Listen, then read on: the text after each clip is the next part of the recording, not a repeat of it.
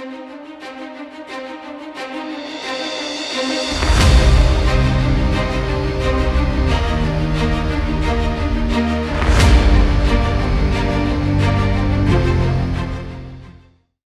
अण्णामलाईंचा भाजपला रामराम. तमिळनाडूच्या राजकारणात मोठं वादळ.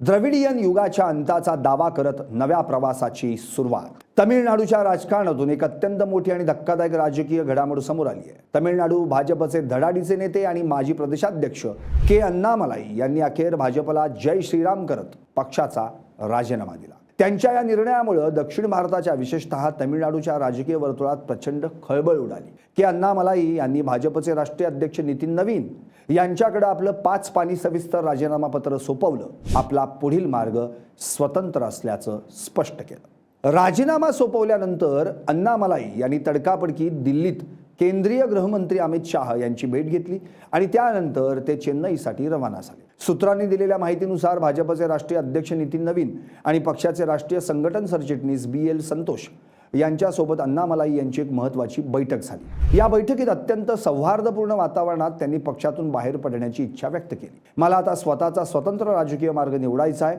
असं त्यांनी पक्ष नेतृत्वाला स्पष्टपणे सांगितलं. दुसरीकडे भाजपचं केंद्रीय नेतृत्व मात्र अण्णामलाई यांना पक्षातच रोखण्यासाठी शर्थीचे प्रयत्न करत होतं. त्यांना राष्ट्रीय पातळीवर मोठी आणि महत्त्वाची जबाबदारी देण्याची तयारीही पक्षानं दर्शवली होती. त्यांना पुढील आदेश येईपर्यंत दिल्ली न सोडण्याचा सल्लाही देण्यात आला होता. मात्र अण्णामलाई आपल्या निर्णयावर ठाम राहिले. अण्णामलाई यांच्या राजीनाम्याच्या चर्चा गेल्या काही महिन्यांपासून राजकीय वर्तुळात रंगत होत्याच. विशेषतः 2025 मध्ये त्यांच्या जागी नयनार नागेंद्रन यांची तमिळनाडू भाजपच्या प्रदेशाध्यक्षपदी नियुक्ती करण्यात आल्यानंतर अण्णामलाई नाराज असल्याच्या चर्चांना उधाण आलं होतं.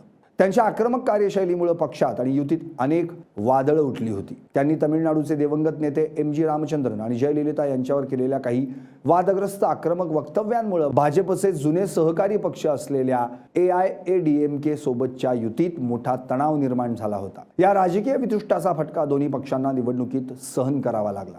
दरम्यान मदुराई आणि कोईम्बतूर येथे त्यांच्या समर्थकांनी अण्णामलाई यांच्या वाढदिवसानिमित्त मोठे पोस्टर्स लावले होते. या पोस्टर्सवर त्यांना पुढचा अवतार घेण्याचं आणि तमिळनाडूला वाचवण्याचं थेट आवाहन केलं होतं, ज्यामुळे त्यांच्या बंडखोरीचे संकेत आधीच दिले गेले होते. कर्नाटक केडरचे धडाडीचे IPS अधिकारी म्हणून ओळखल्या जाणाऱ्या अण्णामलाई यांनी 2020 मध्ये खाकी वर्दी सोडून राजकारणात प्रवेश केला.